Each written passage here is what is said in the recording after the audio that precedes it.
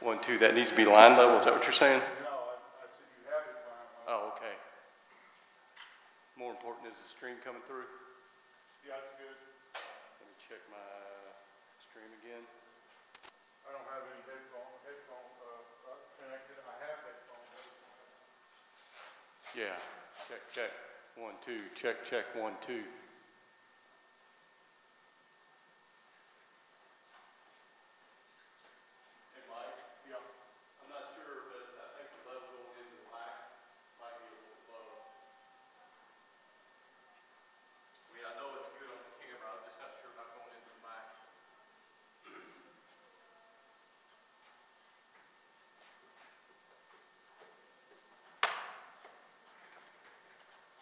Check, check, 1, 2. Stage mic, stage mic. Well, we could use a little more. I mean, this is on my phone, I've got it cranked. And,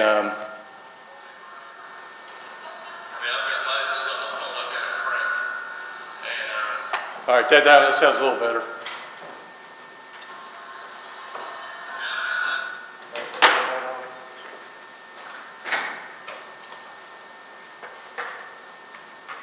Yeah, you got plenty. You got stuff to work with. Check, check, check. 1, 2. Oh, Live. Whoa, that's way over. Well, that's overmodulated. It's overmodulated on the camera or on the mixer. Listen to the camera. Okay. Which is almost the same as. All right. Check 1, 2, 3, 4. Check 1, 2, 3, 4. Lavalier good.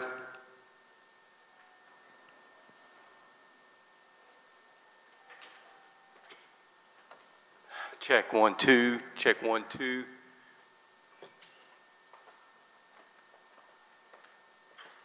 Check, check 1, 2. Check, check 1, 2. Check, check, check 1, 2, 3.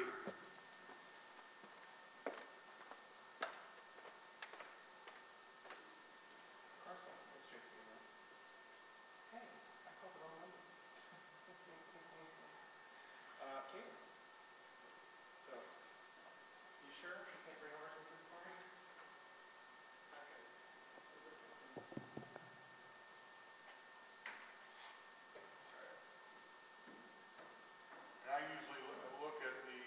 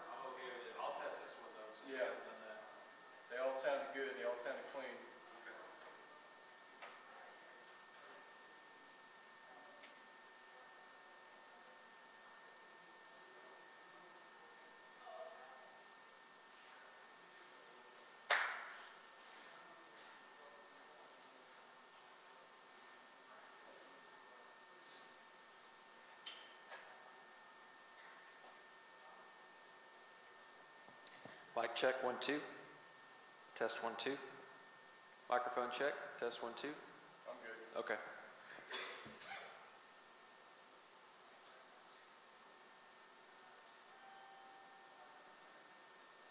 Have you got the screen?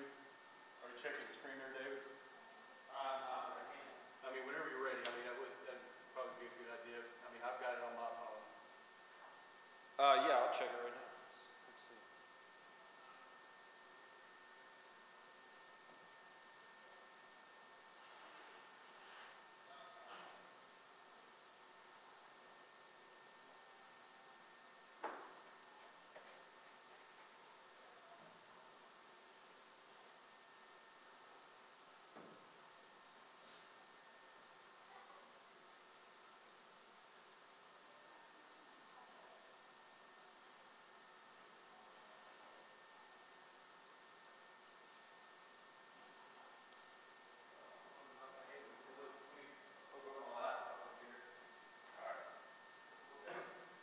I mean, I can sit here and see it on the Mac as well, but streaming on the Mac and then watching on the Mac to me just almost seems. Yeah, No, it's somewhere else. I'd like to see it somewhere else besides here. That's what we're trying to achieve right now. Peace of mind. Yeah, I hear you. Those are nice microphones, you gotta get those. For quite about a year now. We have some, they're got awful old, that same thing. Yeah, it looks old. Yeah. They work really great, I love them.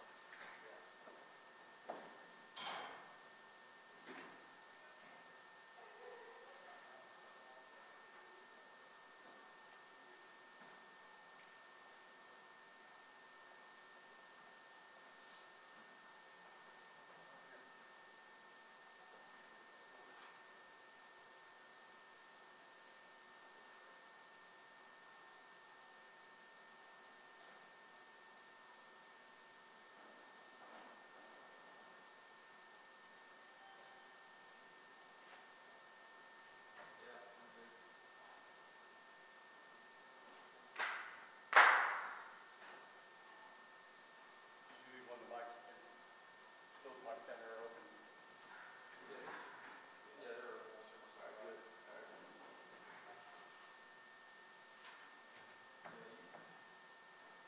You can kind of hear the machine noise going on back there. Back here, yeah, I heard that. That's always my sound check kind of not hear that. Well, at least it's not some crinkle pad or something, you know? Yeah, it could be worse. Yeah, I think as a rule, I mean, get Mike, our business, I'm gonna take him this morning before we go on. And he doesn't be able to do this stuff like too. Yeah, so anyway, but,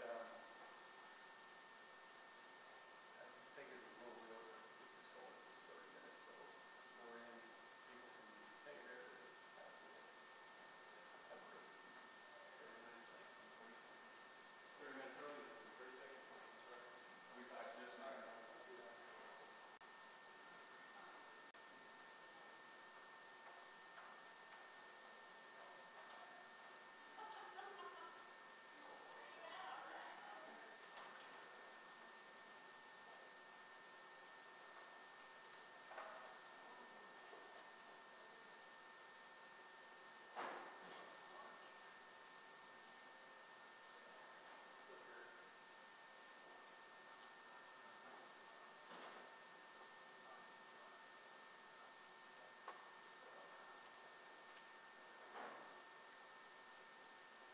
Well, I'm not someone who can answer that because you guys took it all out.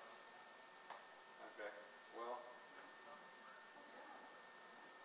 there's a pile of cables on the floor there, and a pile of, I mean, Kent's office is covered in cables, so just take.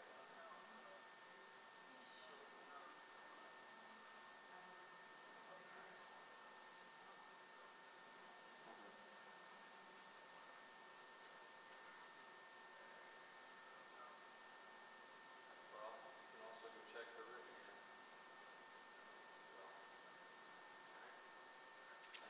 Okay. All right. I'm Betty Kaufman with Communications.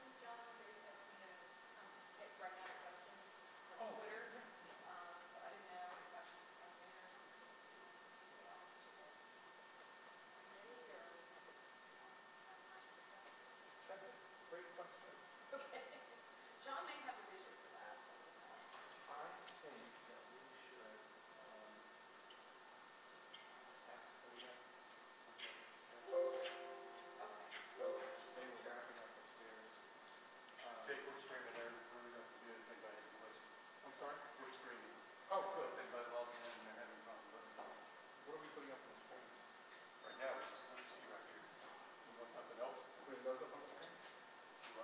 Sorry. So what are you putting up on the screen right now? Oh, those bed. I have not received anything from anybody, so I'm happy to put up whatever we can. I think the plan's not to have anything unless. Okay. Not to me, because I have to pay. Yeah. So he's just talking is our understanding? Okay. Correct. And you know what might be good to do is go to the search website. Search website? Okay. That, which is, of course, I don't know it offhand. That way people can see it. The actual search website. The actual search website, yeah. I mean, we're not talking about playing the video that I'm streaming, right? Okay. No. We'll give feedback to it. It's just louisville.edu/presidential Okay. dash or hyphen search.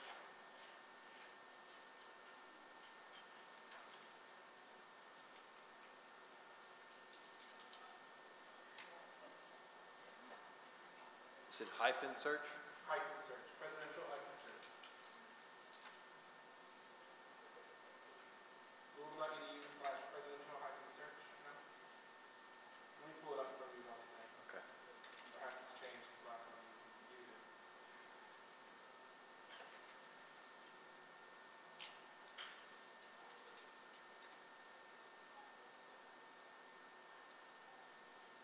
Just be louisville.edu/presidential hyphen search. Okay, I'm trying it here too.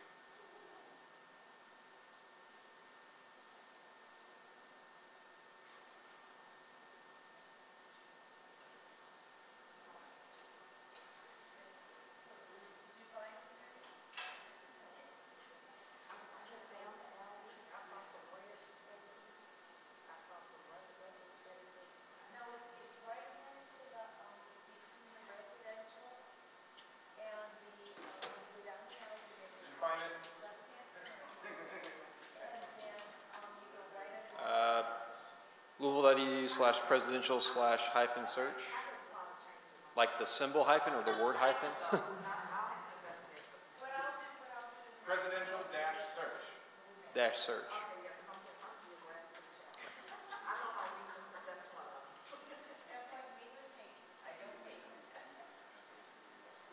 Why is it not working?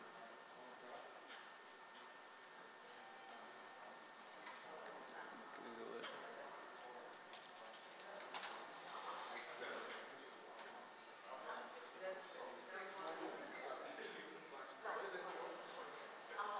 There you go.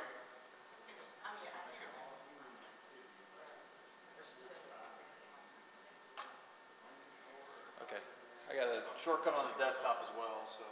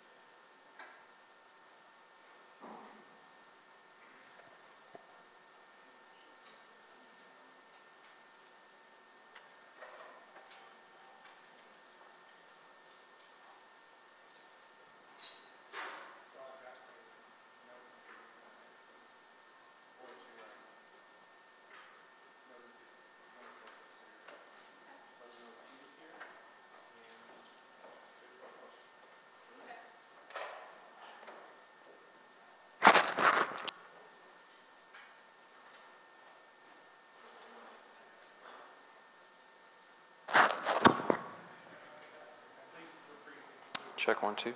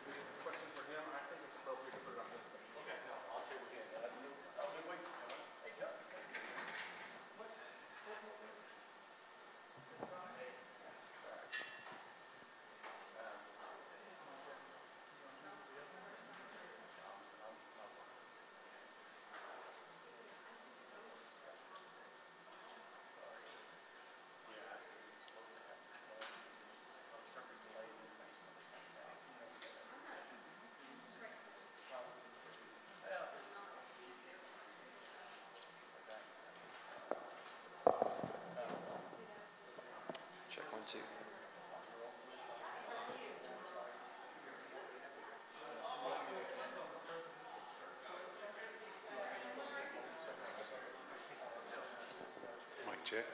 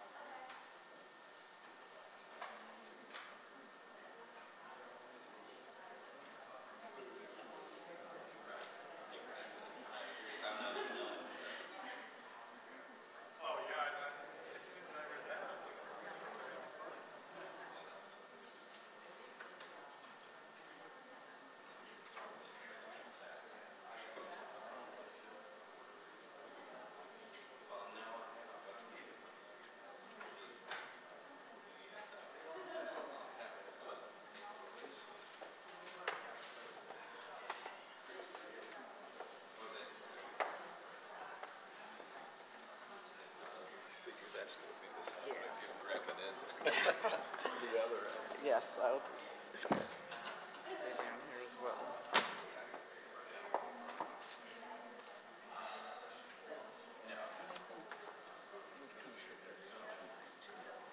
Yeah, I'm glad that worked out. Benita worked hard with you on that, I know. And David, you know, he was hard line there for a while, but he came around. That was the answer at that time. Yes, I did ask that when we did our first interviews. And, no, and I understand.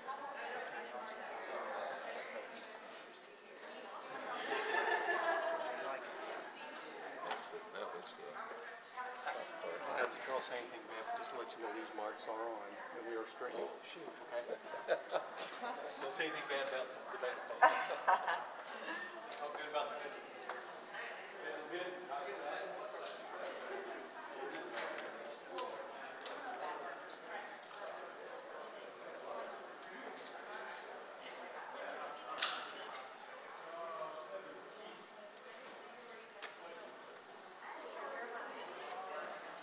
How are you, Enid? I am good. How are you, Ron? Good. Surviving the cold? Yeah. You know, it reminds me of why I left Michigan, you know. There you go. Because I sit there and say to myself, how do those people spend 6 months of their year like this, you know? It's piles of snow. Exactly, and the piles of snow and all that, so I'm glad that I'm here. Exactly. We have nothing to complain about. So how are you? Live right now, yes. Good, good. Good. Good beginning of the semester. Good. And everybody loves the snow day. That's right. That's good. Well, see, being here is, the last time that I was here was probably when I was taking like some board exam. I used to sit right in this front row here. So, you know, this gives me the PTSD stuff. I know that feeling. Just remembering the bar exam. It's not a fun time of year, weather-wise. Where's my best seat?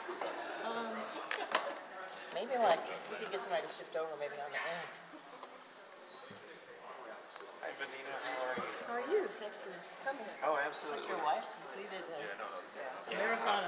Yeah, I That's did. awesome. It was really cool. Of course. I don't want to make a Do ruckus. everything. She was concerned because she was having And then lunch is the lunch line. Yeah, I want to go out for lunch.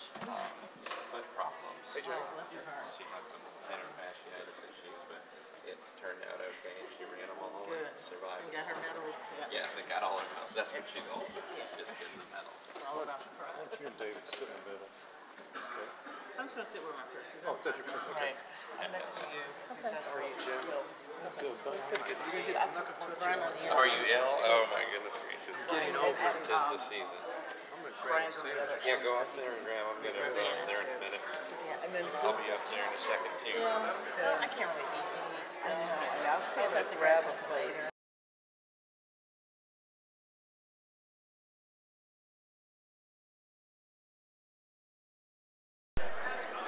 You know, when I was in med school. Yeah. So you missed out. Yes, apparently. It's a little I was telling chilly.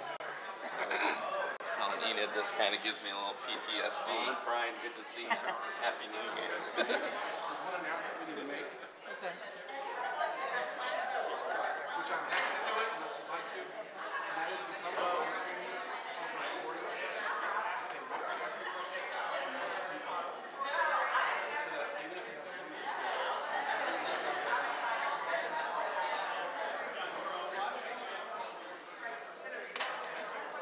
and then the president search website out just so you can see it.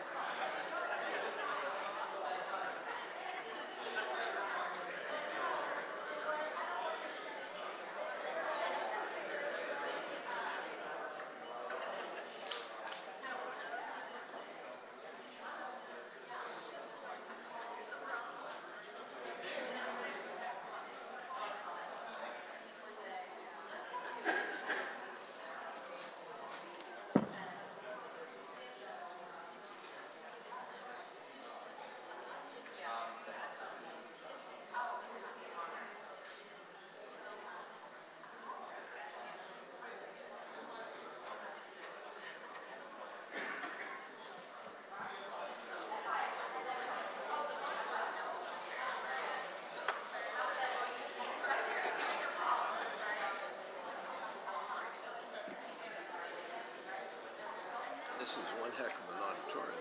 Yes. I tried to be at the very end here, but someone moved me one in.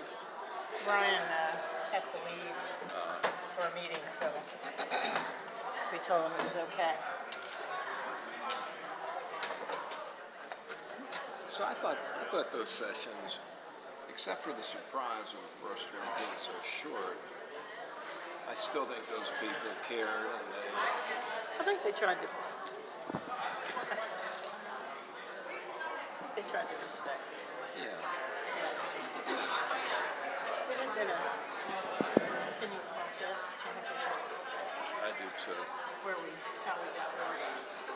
And I think David just a little jumped to that negative conclusion. Hello. How you doing? You're one of the people I did not meet earlier. Ron, right? Hey Ron, I'm the consultant. Yes, I know. Nice to meet you. Nice to meet you. I'm one of the board members. So Great. So thank you for your help with this search. Well, thank you for having And me. you're in Dallas, correct? That's correct. What part of Dallas? Well, I'm in, trying to think the best way. If you know Dallas, Yeah, I used to live there. you know where St. Mark's School is. Yeah. I lived in that neighborhood, Okay. Preston Okay. Hall. And then my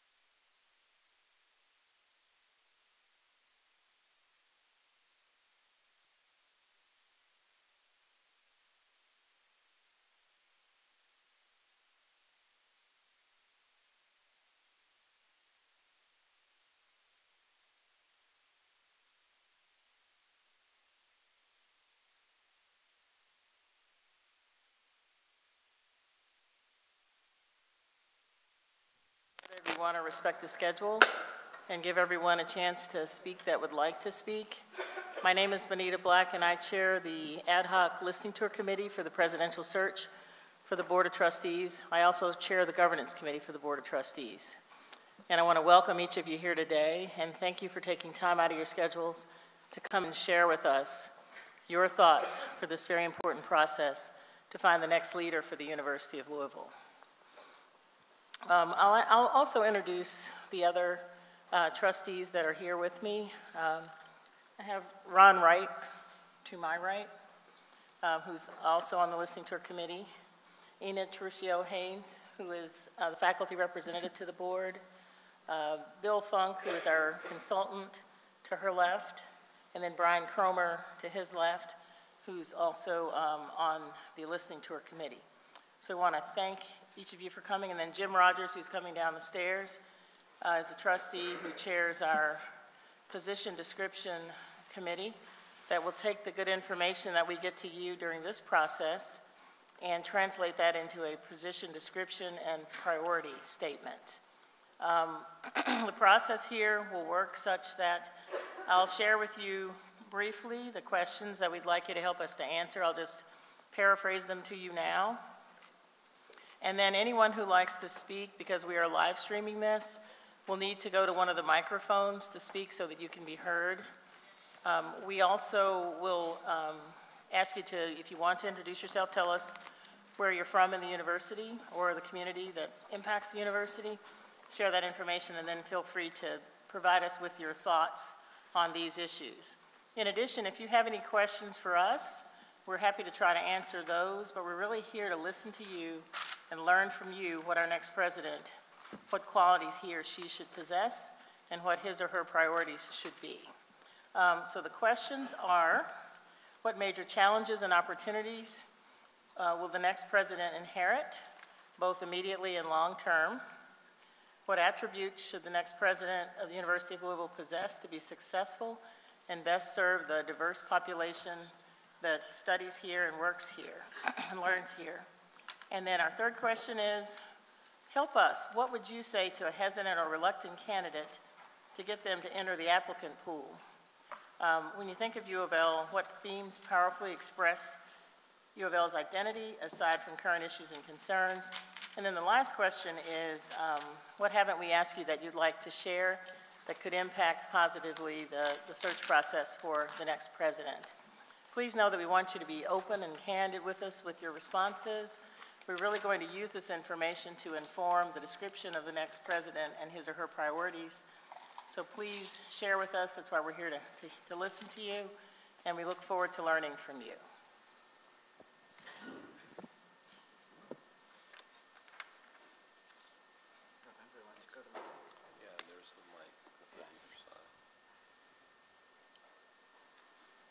So feel free to go to a mic and share with us on any of the questions I posed, or if you have other thoughts you'd like to share, share those with us, please.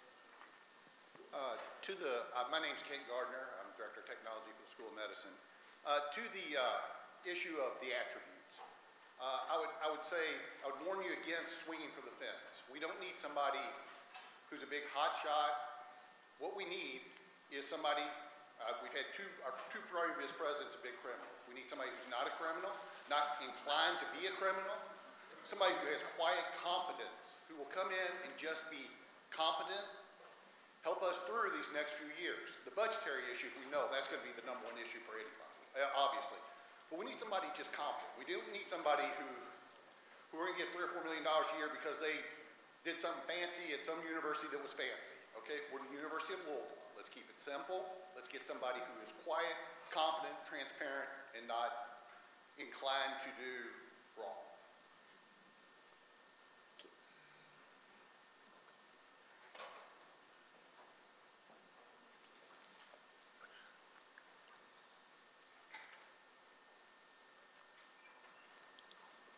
I'm sure, as a faculty member, and those of you here are staff and faculty, I know you have thoughts. Please share them with us. We really do want to hear from you and understand what our community believes should be the priorities for the next president. What should he or she focus on?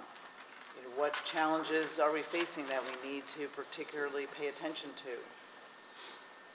How is your job being affected by the university, its budget? What can we do better?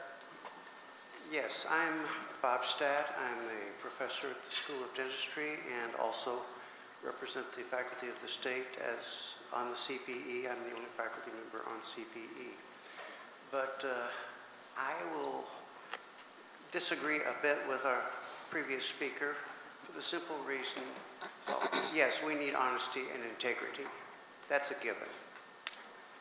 But I've been talking with colleagues the last few days, and we need somebody with aspirational goals. Academically, we may need to trim some things to be able to afford the high quality that we need. And if we look at sports, Louisville does well in the ACC. Academically, we're at the bottom. We need to find somebody that has the aspiration to race us.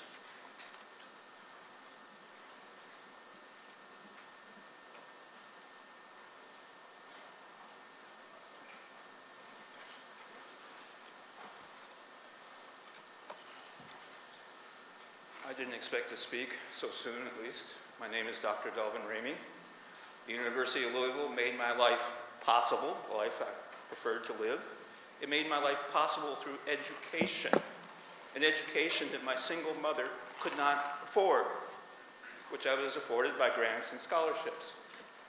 I went on to get my PhD. I went on to have a career that I valued highly in computer engineering, all possible by going to speed school, University of Louisville, graduating class of '71. To see my school that made my life possible used as a double-dipping cash cow by administrators and coaches is offensive.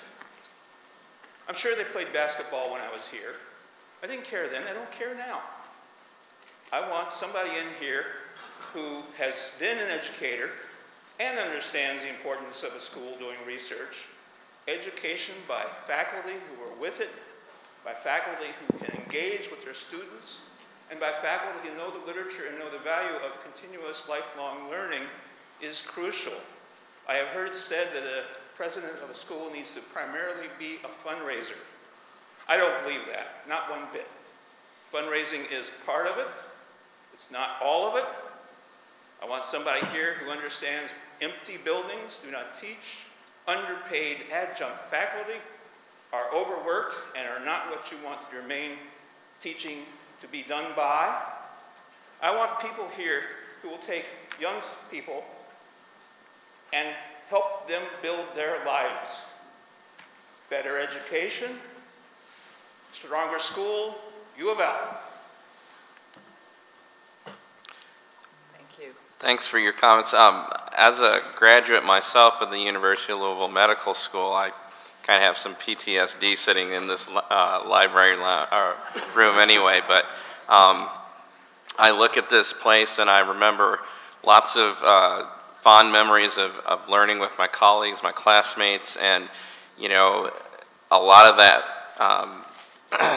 made me very, very proud of being a U of L graduate. I came from Michigan. I did not have any family here. I met some wonderful faculty, some who are gone, some who are still here, who encouraged me along my way, and you know, I appreciated that when I was here as a student, and then now to hear so many negative things about the university, it pains me as a graduate as well. And so we want someone who, or at least I would like someone who is going to be very avant-garde about improving the quality of the education that our students have. You know, the health sciences campus is very important to me, and I think that certainly in this area that person needs to be very aware of have a good sense of the direction that they want to go in.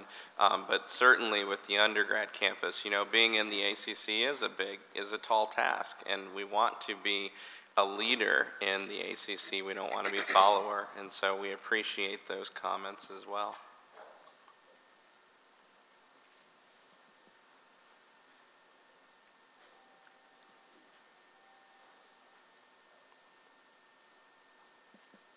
Hello, I'm Jackie Singleton, Director of the Dental Hygiene Program. I feel a little stupid maybe, but I may not be clear on what has taken place during the search up to this point in order to add in or to discuss what we're looking for. It's like, where do we, I mean, at what point are we starting now? Because I'm not clear on what has taken place up to now. Is that crazy or what, you know? I'm sure we all are looking for an honest, intelligent, and a good leader for our president, but I'm not sure exactly what's taken place up to now to know, you know, who are we looking at? How can we compare these, what we're looking for with the candidates? So I'm just a little unsure. Okay, we're still at the stage where we're taking applications through February 15th for the position of president of the university. We are still gathering resumes, getting information in for potential candidates, and we encourage each of you, if you know people at other universities that you interact with because of your role here, you think would be good if you know people here, encourage them to apply. So we're at the stage right before we develop the position description.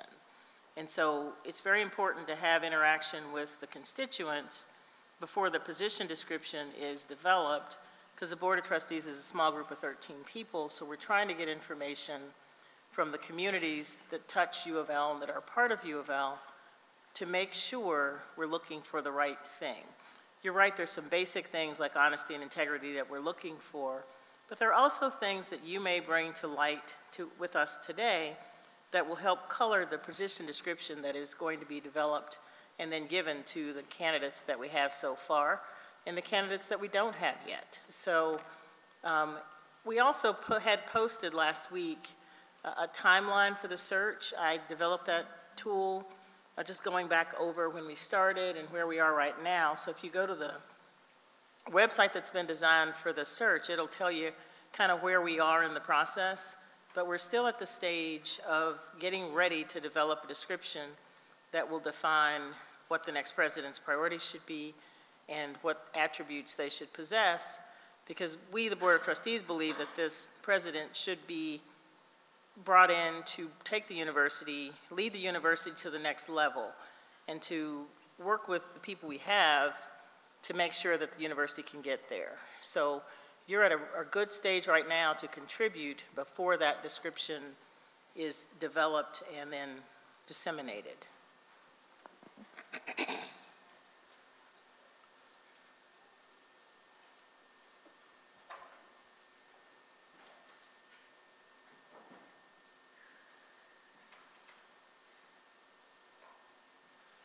Stephen Hansen, Faculty, Arts and Sciences, Philosophy. I think there are a couple of things that we need to have in this search that have nothing to do with the job description, but have everything to do with what the results of this search are going to be. In no order, except what I wrote them down in, this needs to be an open search, and here's why. First of all, I'm not sure I believe that you're going to get more candidates with a closed search, but it doesn't matter. The perception here is critical that this is something where the fix is not in, where we are in fact looking at all candidates. And I'm not saying anything about what the actual search would be, I'm talking about what the perception is going to be. A closed search is not a legitimate option for U of L in 2018. It just isn't, whether or not it's a good option for somebody else in a different time. And that's because there needs to be, yeah, you say honesty and integrity is obvious. Of course we need that. Yeah, of course we need it. But we also need people to believe it. And people need to have trust in this process in order to continue to have trust in the university and trust in the president. And we're not, that's not going to be a given. That's going to have to be earned. Maybe it always has to be, but again, U of L in 2018, that's not going to be something people are going to assume. I also think that probably means we need an outsider. The perception, again, of the Good Old Boys Network getting another good old boy in is going to be a real problem. Again, regardless of the truth of the matter, doesn't matter.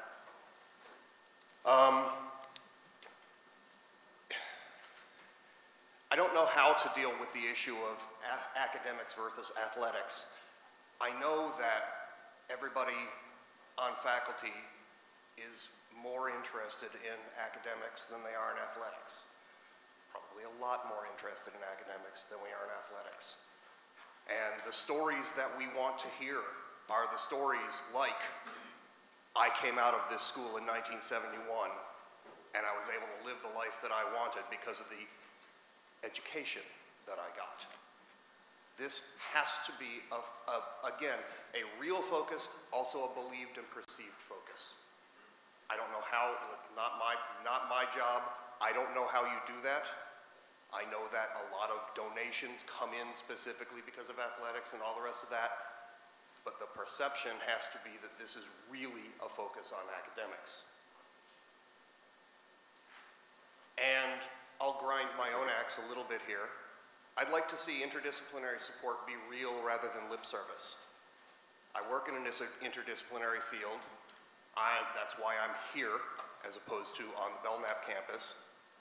I work in medical ethics. So I need the kind of support that a president can, simply by being supportive of it, give motivation for the medical school and the School of Arts and Sciences to work together. Again, not in lip service, but in actual working together. Actually interacting, actually jointly funding things, and so on. Interdisciplinary support is something that everybody talks about, everybody loves, until it comes down to doing anything about it. No, scratch that. Until it comes down to doing something financial about it. And that would be something that I wouldn't mind seeing in the actual description. But the rest of this is, that's something I'd love to see. I think the rest of this is mandatory.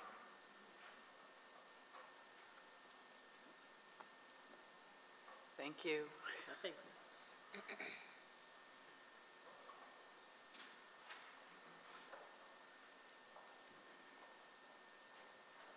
Thought we'd go ahead and get all the medical ethicists up here at the same time. I completely agree. I'm a medical ethicist. I think ethical leadership is number one. I think you've heard that probably 1,000 times. You'll hear it from every single person in this room. Second problem that I know has emerged in addition to our leadership stealing money from us is that during this long gap of time where we've had sort of everyone above the department chair level be interim, is our systems have gotten extremely inefficient. So HR is extremely inefficient. Our financial processes are a mess. We really have a lot of problems with that. It's probably contributing to some of the opportunity for corruption, but it also has made it very difficult for folks to remain here, and sort of it's hard for us to get folks in to complete the tasks that we have because HR is so inefficient, these types of things. It would be great to have a president who understands efficient systems, who knows how to hire folks who are focused on efficient systems. I think this goes back to like not flashiness, but just getting the basics right. I think that would be really wonderful. Thank you.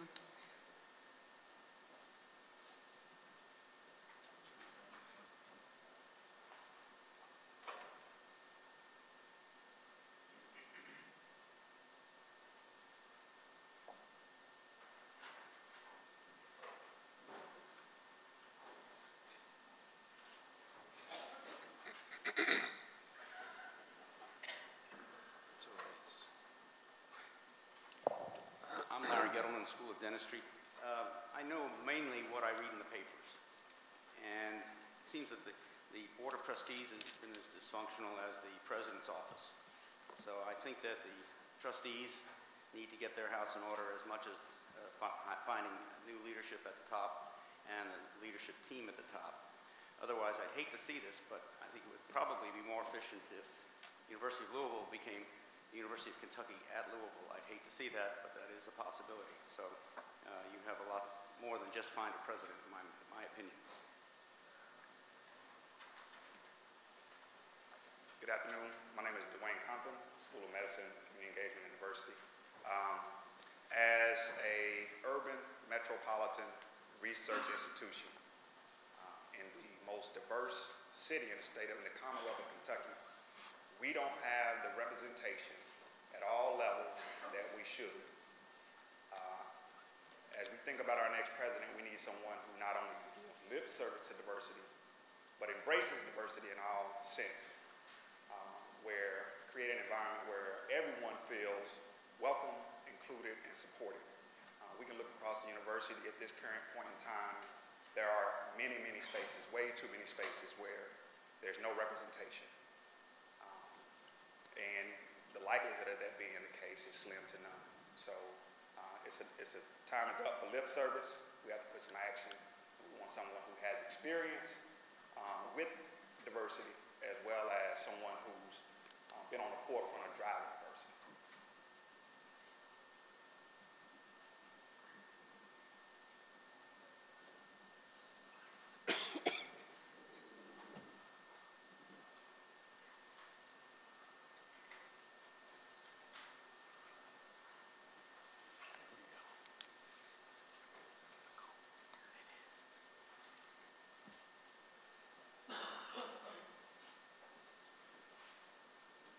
I've been a long-time employee, and I think the most distressing thing for me to see, I'm a graduate of U of L, my daughter is getting ready to graduate, and I've always felt very proud, but I have to say that I would say within the last 10 years, it's just been one of those things that you have to start thinking, you know, what is there here? We've had so many crises, and I think that the way I feel about it, being a staff person at the medical school, kind of that mid-management, I'm not an administrator, and I think that, especially at professional schools, I think it's very, very evident, and if you happen to be a staff person, you know exactly what I'm talking about. Administration is not held to the same standards and oversight as other departments. Employment can be done, you know, administrator is hired without a job description. I didn't know that was possible. HR is not involved. Salary is not really a range. It's just whatever they negotiate and that kind of thing. And then staff at the university, everything is so strict in the way that it's done. And then if you happen to be an administrator that likes a particular staff person or whatever, you can pretty much write their ticket. I think that this type of unfairness for me over the years has been very disturbing. And I have made some efforts to make that apparent, but totally fell on deaf ears. I think that the administration and board of trustees, unless that is resolved and that they feel that staff and faculty have a say instead of using these things, and just to show you that working within that is how the endowment crisis situation and the fixes and how they were handled, and the lack of communication. The worker bees down here, we had a budget on July 1. Obviously, I don't know how much people have in their endowments and what they use with them, but I do scholarships. So I went from 5.5 earnings to 4%. So I lost over $600,000 a year in real money. Donors, I don't think, really understand this crisis, but that's not the issue because I knew it was coming. We all knew it was coming. However, I did not know that my budget on July would still not be resolved to this day. And that is inexcusable. I have already made awards. It's not something, you know, we don't go out and buy a product. We have scholarships. Scholarships are a product. And the way we do things is we commit to a student for 4 years. With the loss of funding and the unknowing has put me under unbelievable stress. You cannot get a response from anybody. No one will make a decision, and I've gone all the way to the top. It's frustrating, and I think that as staff, you know, many of us have good ideas. We just want to do our job. We want to do it to our best ability. But it's almost made that it's like the staff are the criminals. We didn't steal the money from the endowments. We didn't use money inappropriately. We were spending to the best of our ability, has been unacceptable. In any environment, it would be unacceptable. At a university, it's inexcusable. I just don't understand it. I think the checks and balances is the number one thing. No longer should a president or anybody within any administrative setting be able to make the types of decisions without, you know, because that's how, and I don't even want to use the good old boy, there's good old girls in it too, that make these decisions and are not accountable. And then there's this loss of money, and who suffers? The people that are doing the day-to-day functions, having to pay those bills and purchase things for the department, and then the administrators, well, why aren't you doing this, why aren't you doing this? It's quite frustrating. I think the transparency, I agree. I don't know how you can do a search. Obviously, anybody that's trying to be president at this university knows there's some issues. So I don't think that they would be met with some crazy, unexcusable thing if they were applying. I just think there's too much individual power at the administrative level. If this environment doesn't change, nothing will change at U of L. And the transparency, we keep saying it and saying it and saying it, and it's never transparent, no matter what. I mean, you know, I brought up many things to administration, totally ignored constantly. It just goes away, and you're never to bring it up again. So I think the endowment crisis, I think people don't really understand it unless you're in charge of money for different things in your department. I know I'm not the only department. It must be totally in a panic about what we're going to do is change the total way of what we're going to spend. So I would like to really see that, you know, instead of having knee-jerk reactions to everything, and I know we have to fix our endowment problem. I understand we have a problem of money. But just for the university to report they have this much in an endowment and we've resolved everything is really on the surface just a thing for press. It has nothing to do with how people that are donating to the university see that their money is spent. I talk with donors and tell them, oh yes, we are definitely spending your money. But, you know, then it's kind of like, well, you know, I used to donate, but why would I donate when I know now it's only 4%? And the departments have been put with so much extra work. We do monthly reports, all these other things. Again, we were not the ones that were doing the things wrong, and there should be oversight of your department anyway to make sure you're not stealing from those. But it was the upper administration that was able to do that. Nobody in any department has the ability to do those things. So I don't understand why we're being treated like we're the criminals, and we are not, but we're put under the stress. And maybe another department doesn't feel that way. I would love to hear from any other department to know, you know, this is a real crisis for some departments. And endowment. Thank you.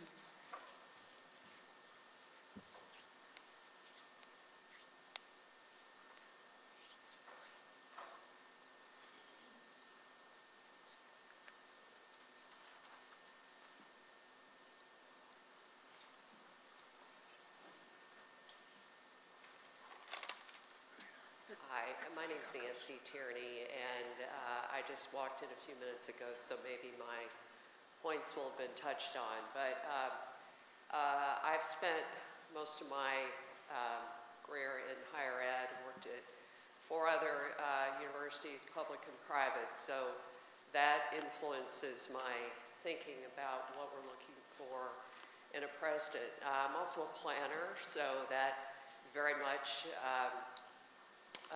guides my view.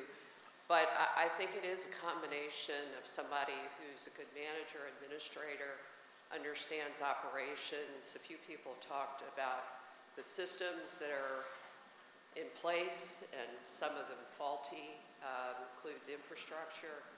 I haven't been here a long time, but I have been struck by the lack of process, maybe the state of some of our systems. But I think that needs to be balanced by somebody who does have some vision. And we do have any number of well-known short-term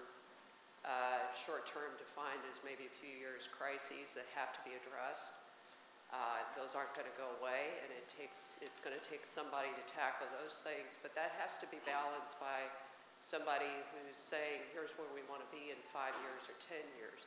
And that also, that comes with it, somebody who's going to make decisions to say, we can't be all things. And I think that's, from my observation, part of the problem in some recent years.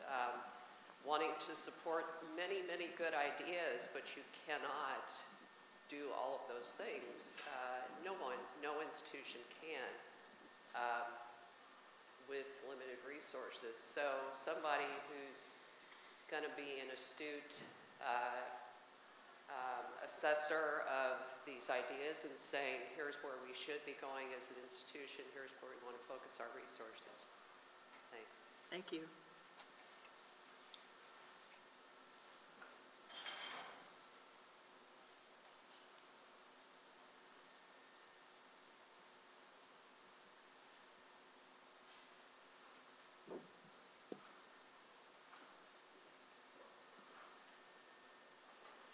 Mary Beth Schaefer, dentistry. Clearly, we understand we need a visionary and we need someone that can effect change. Sometimes change is scaling back. I agree with some of those points. You can't be all things to all people. But leadership isn't something that's imposed. It is something that's earned. Is there going to be some opportunity for faculty to get to meet some of the finalists and then decide and have some input into who we think we could follow? So one of the things that is outlined on the presidential search website is bringing in more constituents to meet the finalist candidates. And that would include 2 additional faculty, 2 additional staff, 2 additional students, and 2 deans to be part of that final vetting process. It would be under confidentiality agreements in order to preserve confidentiality, and that was a process that was agreed upon, presented to the board, and which we are going to adopt going forward, something of a hybrid process at the end to have that wider input. And in addition to that, the candidates, the finalists, will also be strongly encouraged to come to the community and meet the community, so that it gives anybody that touches the world of U of L a chance to interact with and then give feedback to their various representatives and or trustees with regard to their thoughts on the candidates.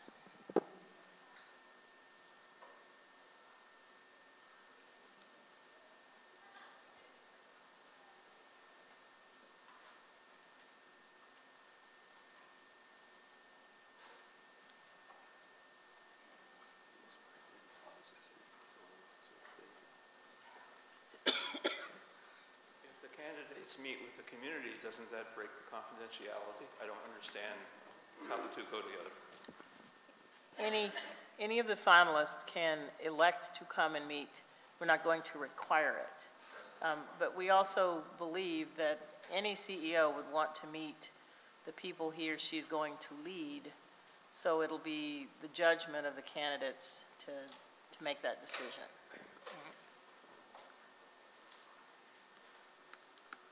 Hi, my name is Mary Jo White. I'm a 36-year employee at the University of Louisville. I've been on Belknap campus, worked at law school. And Ron Wright, I've been in medical school since you were a student. So, yeah. I remember. I'm young, so that's the way it goes. Anyway, my thoughts about the search. It's unfortunate that it's closed. I understand that's the choices that have been made. So hopefully we can live within that. That being said, some things that I think about being a long-term employee, you know, the University of Louisville used to be a family. Maybe that's not what we are looking for anymore. It is an institution of higher education. It is not a business. I know there are certain parts of it that evidently are run like a business, but we are not a business. We are an institution of higher education. And I think we need to get back to that. Whomever we hire, and I don't know some of the traits you can't necessarily see in an interview. It would be nice to find someone who has some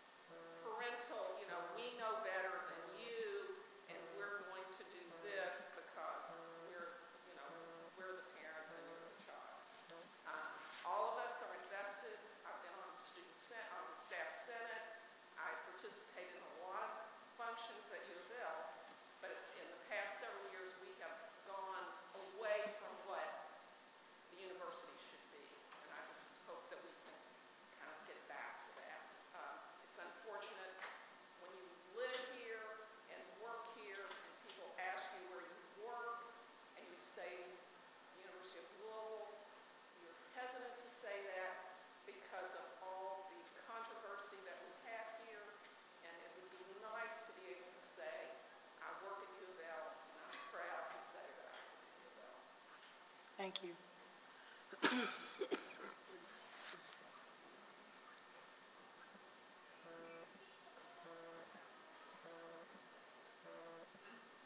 Hello, I'm Tom Mann, Cinnamon Class Act Federal Credit Union. I feel like an outsider here. I'm not a faculty or staff, so I come to you as a community partner of U of L since 1993. Our credit union was started by students and alumni at U of L back in '93 or the early '90s, and Class Act took over that credit union as it was dissolving. We took over that credit union and had a presence in the Student Activity Center for years until about 7 years ago when we were asked to leave. And I think, I don't know for sure, but I think primarily for money. They were looking for another partner that could provide as much money as possible to them. So we were, like I said, we were asked to leave. We opened a branch off campus, but another credit union was brought in, and they're a great credit union, but just everybody talking about a decision that was made at the top level that hurts a lot of the lower departments. This was one because we would come in and do funding for organizations, student organizations, and different events that U of L has. Well, when this decision was made at the top to basically create a credit union that could only serve U of L students and alumni, then we were asked to no longer provide that support to U of L. We were like, well, so we have organizations contacting us, asking us for $500 or money to run an event that they've been doing for years, that we've provided to them for years, and now we're not even able to provide it to them. They have to reach out to another department at U of L who has to approve the funding, which they won't do because you have this agreement with another credit union. So that kind of thing.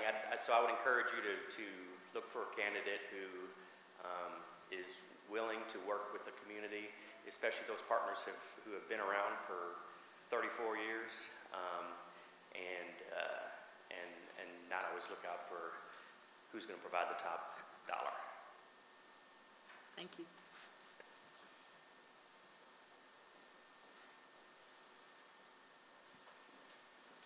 Hello, my name is Ryan Simpson. I work in diversity and inclusion, and I would add to hoping that the university becomes more representative of the community at all levels. But I also like to make a comment about compensation. I understand you have to attract someone who has the skills to have this type of position, but it would also be a slap in the face to students, family members who are paying the tuition. If this person is overly compensated, then we can get someone who's very talented, but also is paid reasonably. So I'd ask you to be careful in your choice on what you choose for compensation, because that could be a big slap. Family members, also faculty and staff who haven't gotten raises, and clinicians as well. So please be careful in that choice. Thank you.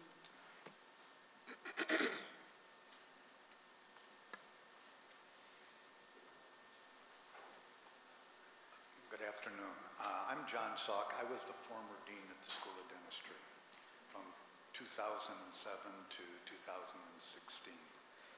I came here at that particular time from the University of Maryland because Louisville got national press as being a forward-looking university that was making dramatic moves at that particular time. Over these last 10 or 12 years, 10 or 11 years rather, obviously there's been a lot of erosion for a variety of reasons.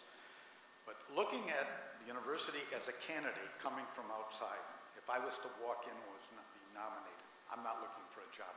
I'm retiring at the end of this month, actually. But if I was to walk in as a candidate, the first thing I would do is judge the Board of Trustees myself. I would go up and down the board and want to know, what do they know? Do they understand what they're looking for? How deep have they really looked into what they're trying to achieve? Who are their aspirational peers? What is it going to take for you to become one of those aspirational peers? I would be asking them more questions, I would think, than they would be asking me. And so I think, when you're looking forward at a position like this, those trustees and that search committee's got to be ready to address those issues. It's not going to be, as a new president, the way to figure out how I'm going to get resources for X, Y, and Z. There are certain guarantees that all these positions come with them. I'm not talking about personal remuneration, but with regards to how to move an organization forward. And they got to be pretty much prepared to discuss those issues. And the most embarrassing thing you can get yourself into is if you put out a aspirational peer and then find out you can't talk the talk and you're embarrassed by what you basically put out there. So maybe I didn't answer any of your questions as to what you put forward earlier on, but I think there has to be a lot of introspection that goes on amongst those trustees as to where they're going and what they want to achieve. Thank you.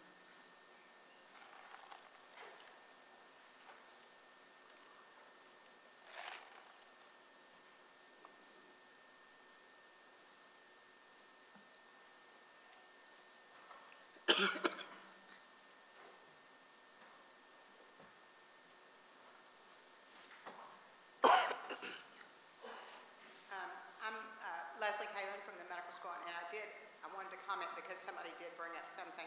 I have a daughter that lives on university-affiliated housing apartments, and there's been 2 shootings, one on her floor, and I think that the security of our students, you know, she was in the dorms first year, wonderful experience.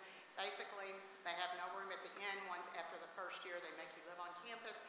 And then, you know, she didn't want to move into the honors dorm that I think is currently being renovated or whatever they're going to do.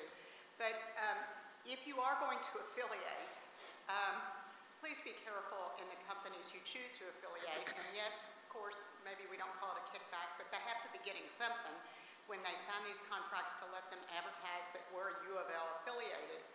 And, you know, after the last shooting, you know, I mean, there is no way to get out of the contract. I worry about my daughter every day. She comes home on the weekends now. That is not how a fourth-year student should be living. And, you know, this is not unique to the particular one she has. It just happens to have 2 shootings recently. And, you know, and then I found out that there are non-students living there, low-income housing and things like that. So there are people with children, and it's not that the students are not informed of that when they sign that contract. They say, oh, no, yeah, this is a student, and I went with her to look at the different facilities to live in. It was one of the newer ones and felt comfortable at the time. You know, oh, yes, we're going to have locked gates. We have locked doors. Well, the doors are always broken. You basically, you know, anybody can get in. And then to find out that anybody can live there, not affiliated, not a student, not anything, people with families of 4 and 5 kids, I was like, I didn't know that. And I just think that's unconscionable that the university, if they're going to associate, and then you can't get any answers about, you know, what really happened, was it a student, was it not a student, how to protect yourself. I think affiliation is important. If we're going to stamp our name on something, we better be able to go out in the community and have the parents feel comfortable when their kids are staying on this campus. And I don't think this is something, again, that's unacceptable. And I think that any president or board of trustees, somebody needs to start looking at some of the affiliations that we have and the things that they're telling students which are very untrue. Thank you.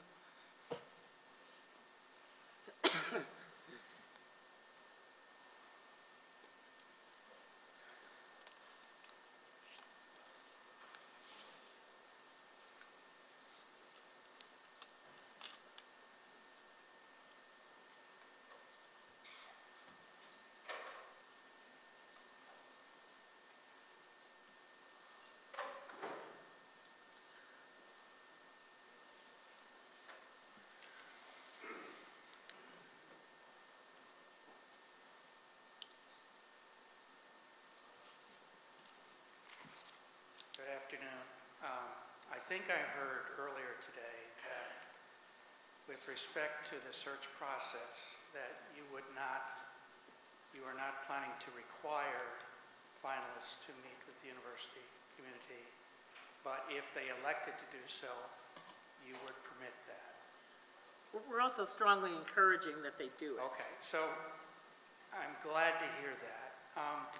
In answer to your question about what are some of the most important attributes of a new president, leadership, I think we would all agree is one of the most important attributes of a new president. If in your finalists, that individual does not elect to meet with the university community prior to being selected for the position, I would urge you to carefully consider what that states about their leadership qualities. If they are going to be a leader, they need to interact with the community to which they are going to lead, not the community to which they're going to dictate and direct. Thank you. Thank you.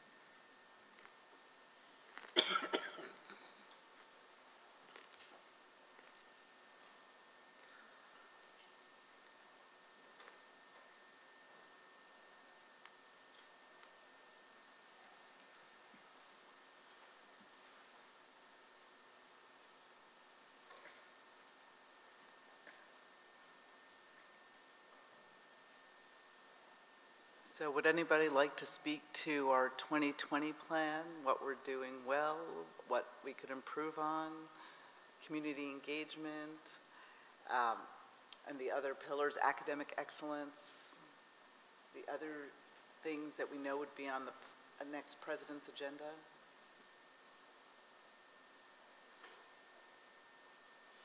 Research, scholarship, creative activity, or anything else?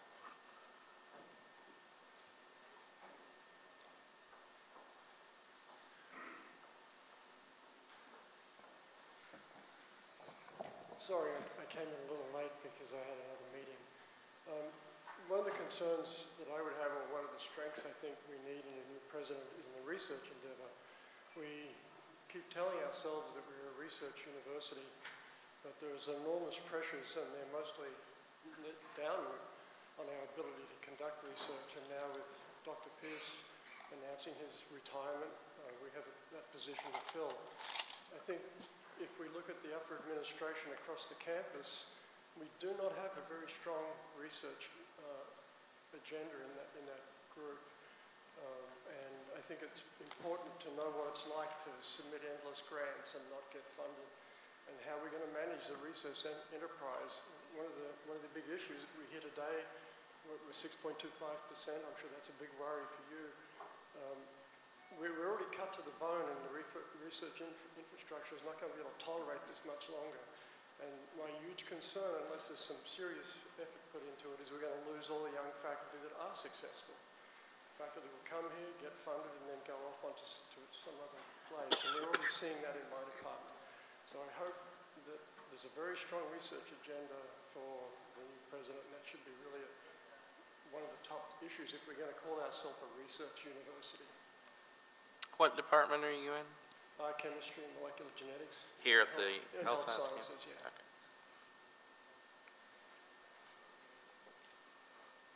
Thank you.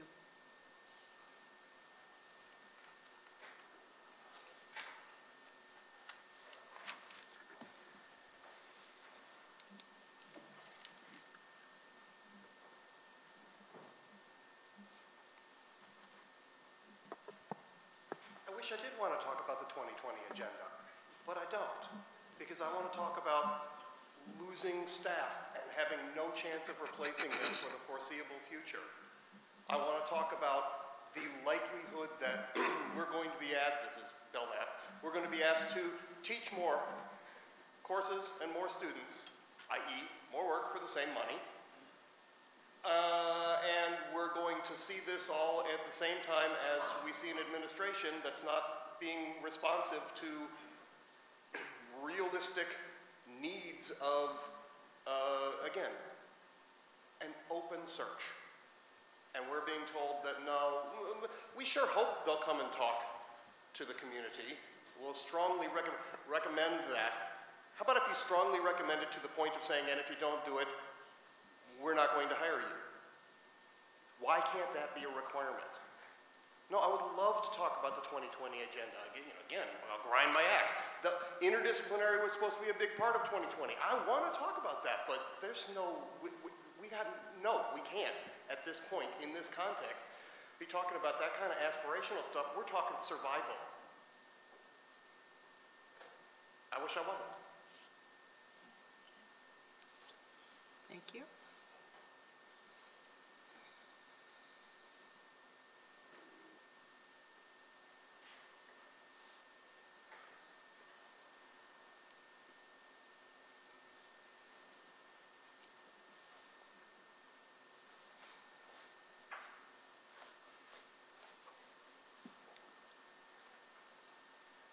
You said you're going to encourage candidates to meet with the community. I would suggest very strongly that a focus be put on the community west of 9th Street. I do not see U of L showing up there. No, I don't live there. No, I don't know the situation totally, but in my retirement years, I'm doing things I didn't do before. And some of that is getting into the West End and trying to understand what's going on. The Yearling Club has a seminar series that is supposed to be with U of L. That's it that I know of. Maybe there's more. But the candidate, if he wants to talk to the community, should be at least at the Yearling Club and some other community centers and schools and talking to people who do not look like me. Thank you. Thank you.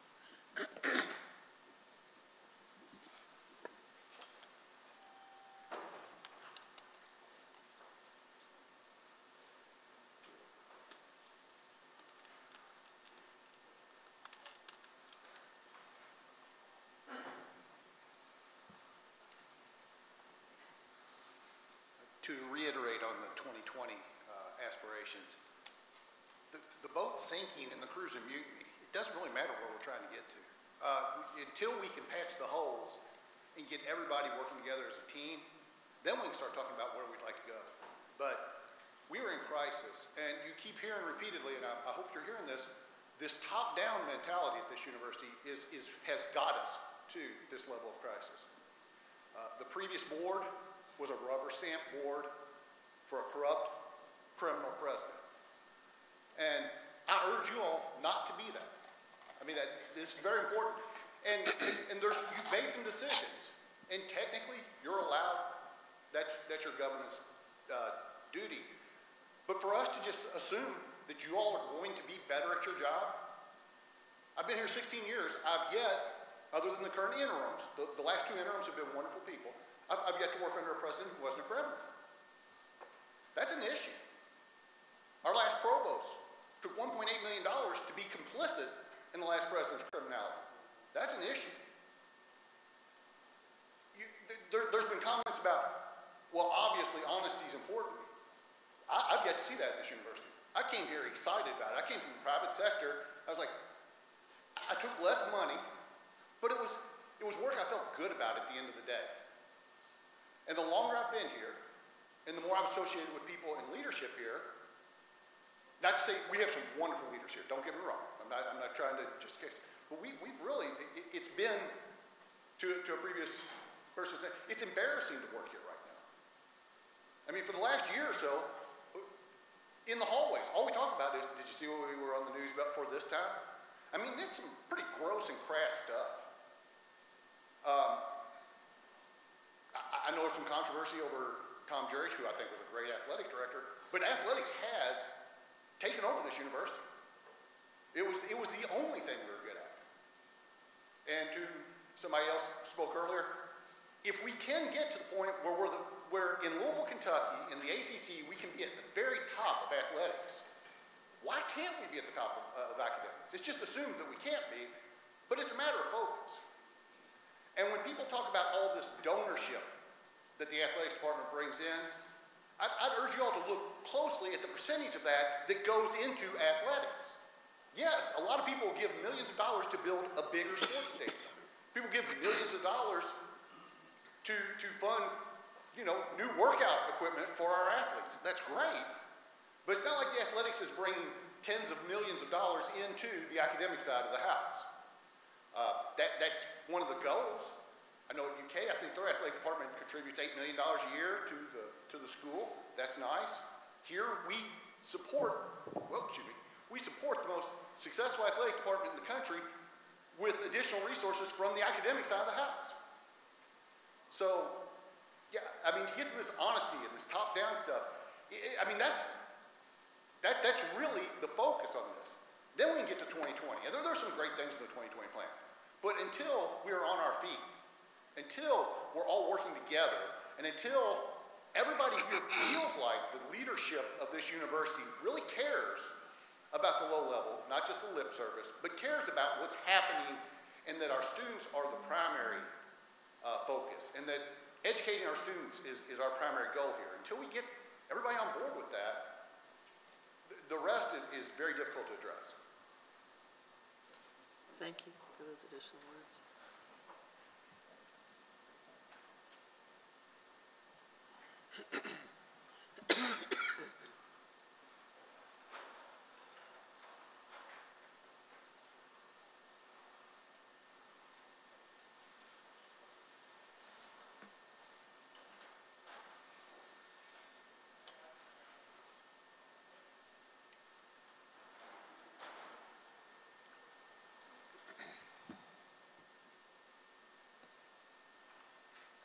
We're also going to be receiving some thoughts through Twitter, so I'm going to check my phone and see if we've gotten anything that way. I fear my spam blocker may have blocked this, so Jake, if you want to share some of what you have with me, I'd be happy to share that with the group.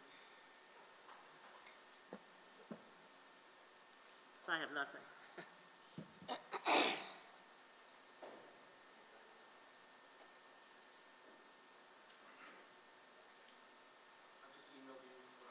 Okay.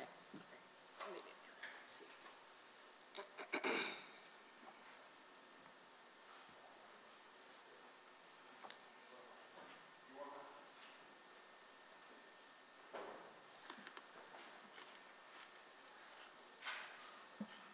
I'm guessing the step-toe spam blocker has blocked it because I still have nothing from you.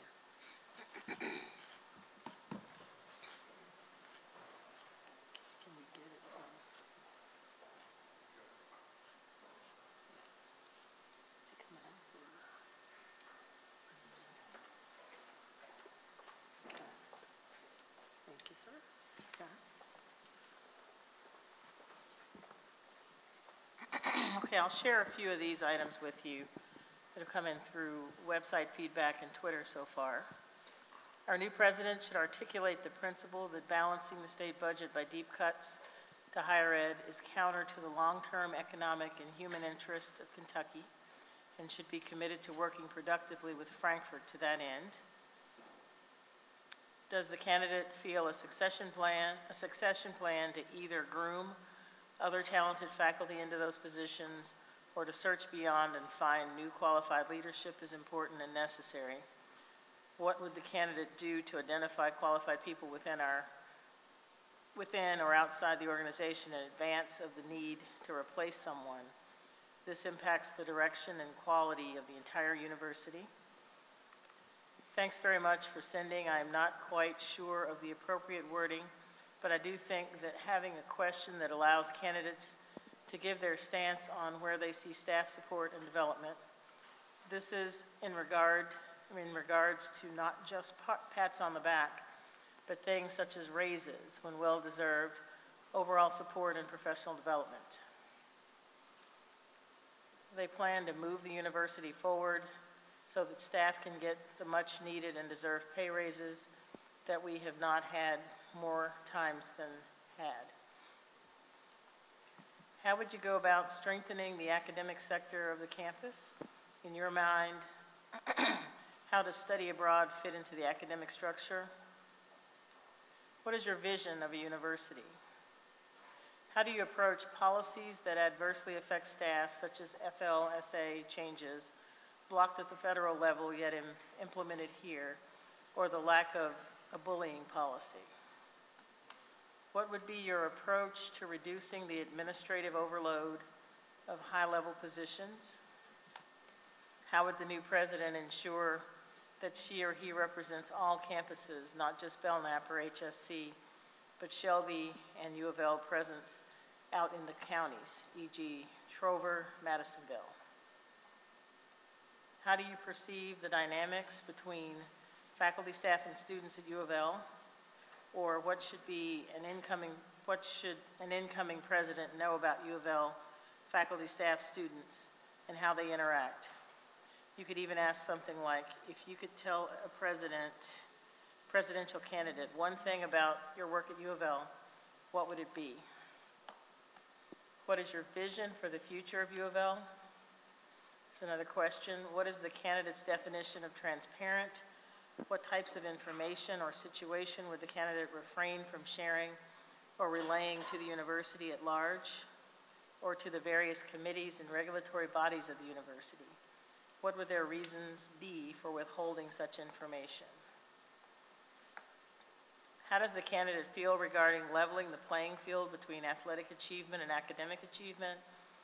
How would the nominee go about obtaining the same university and community-wide recognition and support for academic achievement, similar to winning a winning basketball or football team? This would include acknowledgement and recognition, as well as financial rewards for the student, professor, faculty, staff, or academic department that attained the academic achievement. What is the candidate's view of developing a 2+2 programs that can get a person into the workforce faster and still have the opportunity to work and obtain their BS? In particular, I'm referring to computer-oriented degrees in engineering. Would it positively affect enrollment and the financial stability of the university? So those are some of the things we've gotten in so far through the website and through Twitter. So thanks to those people who have shared this information with us as well.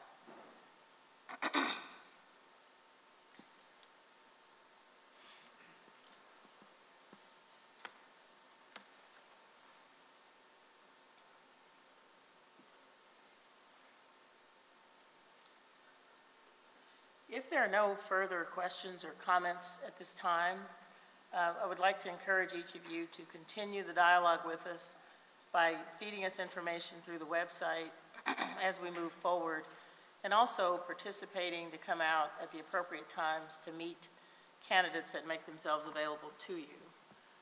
Feel free to reach out to any of us on the Board of Trustees as we go forward, and to watch the portal for updates on the search process. In addition, continue to recommend candidates or suggest people throw their hats in the ring if you think it's appropriate.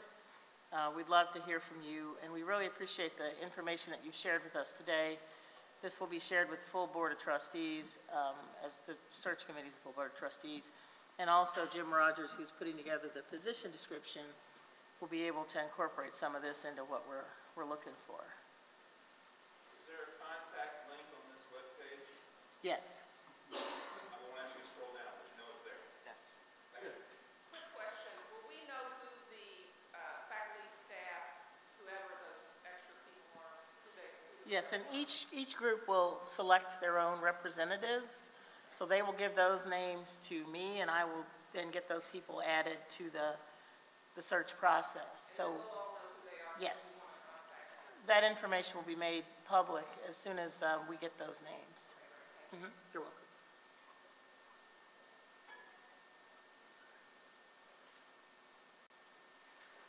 If there's nothing further, thank you again for coming and participating. Again, your input is very much appreciated and valued. Thank you.